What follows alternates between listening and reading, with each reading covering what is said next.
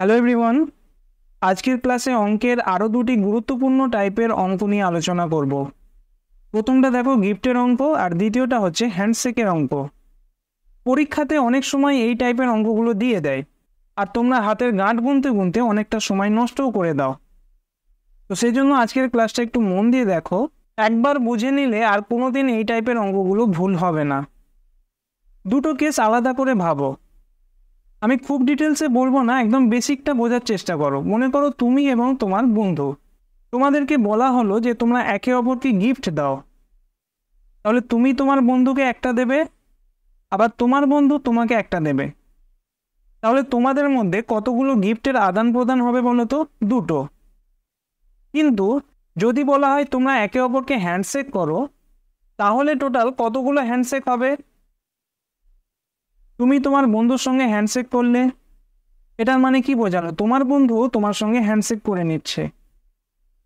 তাহলে তোমরা এই দুটো বেসিক এক্সাম্পল থেকে কি বুঝতে পারলে?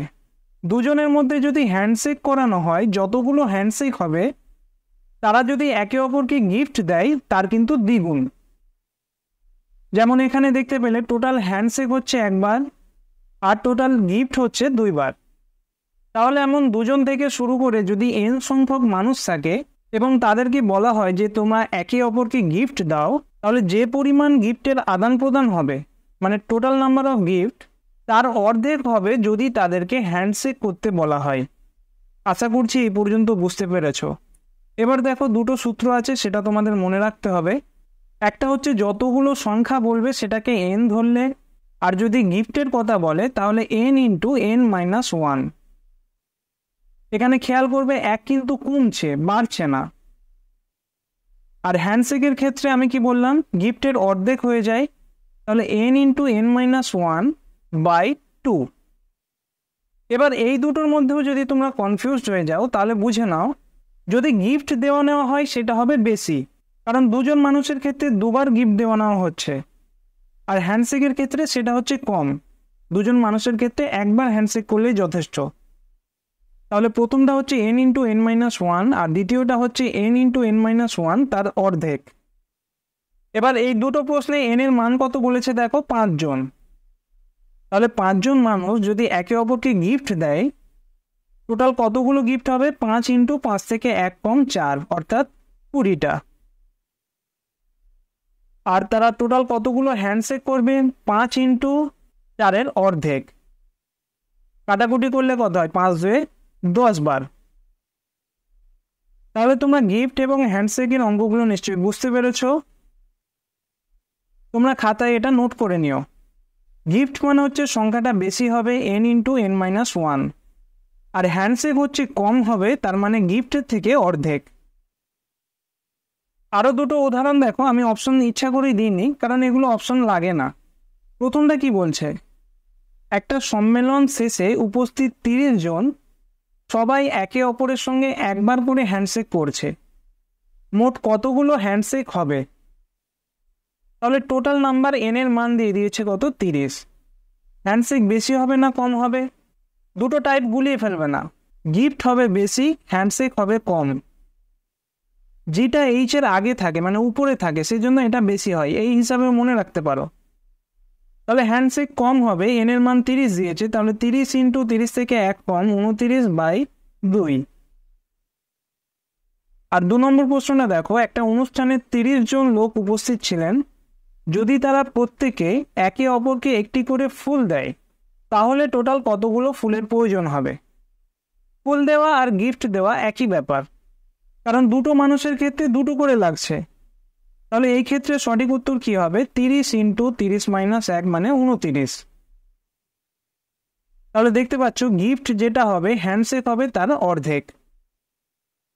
এই অঙ্কটা দেখো, একটি গ্রুপে 7টি দল রয়েছে যারা একে অপরের বিরুদ্ধে দুবার করে খেলে। তাহলে গ্রুপে কতগুলো ম্যাচ হবে? ভালো প্রশ্ন। টাইপ কিন্তু দুটোই, একটা হচ্ছে গিফট আর একটা হ্যান্ডশেক। এই অঙ্কের ক্ষেত্রে কোনটা অ্যাপ্লাই হচ্ছে বলো তো? দুটো দলের কথা ভাবো, এ এবং বি। এরা একে অপরের সঙ্গে কতবার করে খেলবে? 2 বার। তার মানে এটা নিশ্চয়ই হ্যান্ডশেক হচ্ছে না। যদি একবার বলতো তাহলে সেটা হ্যান্ডশেক টাইপের অঙ্ক আসতো। যেহেতু এখানে দুবার বলেছে তাহলে এটা হবে গিফট অঙ্কের টাইপ। গিফট হচ্ছে বেশি হবে, তার মানে n ইন্টু n-1। এখানে কত হবে 7 ইন্টু 6 মানে 4টে অপশন দেখো, সঠিক উত্তর হবে 42।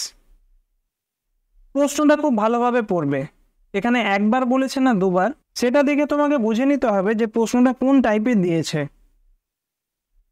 এবার দেখো প্রশ্নটা যদি ঘুরিয়ে বলা থাকে, বলছে একটা জামায়াতে উপস্থিত প্রত্যেকে একে অপরের সঙ্গে করমর্দন করলো, মানে হ্যান্ডশেক করলো।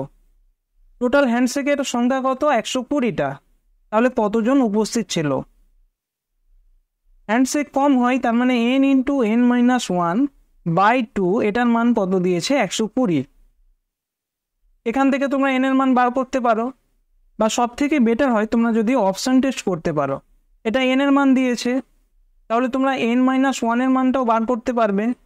অপশনগুলো লক্ষ্য করো, 60 যদি n হয়, n-1 কত হবে? 59। আমি তোমাদের বোঝার জন্য লিখছি, এক্সামের হলে তোমরা দেখেই বুঝতে পারবে যদি প্র্যাকটিসটা ঠিক থাকে। 30 যদি n হয়, n-1 হবে 29। 16 যদি n হয়, n-1 হবে 15। আর 15-র ক্ষেত্রে n-1 হবে 14। এবার দেখো, এখানে দেখো n ইন্টু n-1/2 সমান হচ্ছে 120। তাহলে n ইন্টু n-1 মানে কত? 120 দ্বিগুণ 240। তো এটা তোমরা অপশন টেস্ট করবে। এবার আমরা এক এক করে অপশন টেস্ট করব। n ইন্টু n-1 সমান কত হচ্ছে? 240। প্রথমে দেখো 60-এর সঙ্গে যদি 59 গুণ করো, সেটা কি 240 হবে? হবে না, কারণ 60-এর সঙ্গে 10 গুণ করলেই 600 হয়ে যাচ্ছে। 30-এর সঙ্গে 29 গুণ, 30-এর সঙ্গে 10 গুণ করলেই 300 হয়ে যাচ্ছে। তাহলে প্রথম দুটো অপশান হলো না। এবার দুটো অপশান রয়েছে, 16 ইন্টু 15 আর 15 ইন্টু 14। দেখো 15 ইন্টু 14 আছে, এটাও হবে না। কিভাবে বললাম? 15-র সঙ্গে যদি 15 গুণ করো, অর্থাৎ 15 স্কোয়ার, তার মান কত? 225। আর এখানে 15 ইন্টু 14 করতে হবে, মানে 225-এর থেকে এটা কম হচ্ছে। তাহলে সঠিক উত্তর কি হবে? অপশন সি, n এর মান হচ্ছে 16।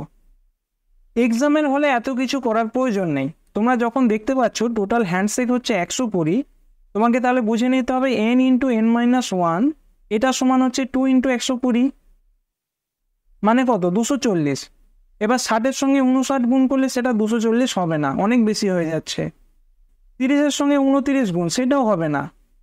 16-এর সঙ্গে 15 গুণ, এটা বুঝতে পারছো না? তাহলে তার নিচে দেখো 15-এর সঙ্গে 14 গুণ, এটা 225-এরই কম হচ্ছে, তাহলে এটাও হবে না। তাহলে সঠিক উত্তর হবে অপশন সি। এরপর আরও একটা অঙ্ক দেখো, একটি পার্টিতে উপস্থিত প্রত্যেকে একে অপরকে উপহার দিল। মোট উপহারের সংখ্যা 210টা। গিফটের ক্ষেত্রে তো সোজা n ইন্টু n-1 এটা সমান হচ্ছে 210। n এর মান প্রশ্নে দিয়ে দিয়েছে। তাহলে দেখো n এর মান যদি 60 হয়, n-1 হবে 59। যে দুটো গুণ করলে কি 210 আসছে? আসছে না, তাহলে এটা হলো না। 30-এর সঙ্গে 29 গুণ, এটাও হলো না, কারণ 30-এর সঙ্গে 10 গুণ করলেই 300 আপ হয়ে যাচ্ছে। এরপর 16-এর সঙ্গে 15 গুণ, এটাও হবে না, কারণ ওই একই লজিক। 15-এর সঙ্গে যদি 15 গুণ করা হয় 225 হবে, 15 স্কোয়ারের মান। এবার 15-এর সঙ্গে 16 গুণ করা হচ্ছে, তার মানে 225-এর থেকেও বেশি হবে, তাহলে এটাও হবে না। আমার কত দরকার? 210। তাহলে 15-এর সঙ্গে 14 গুণ করে দেখো, 210ই আনসার আসবে। তাহলে এই ক্ষেত্রে সঠিক উত্তর হলো 15 জন।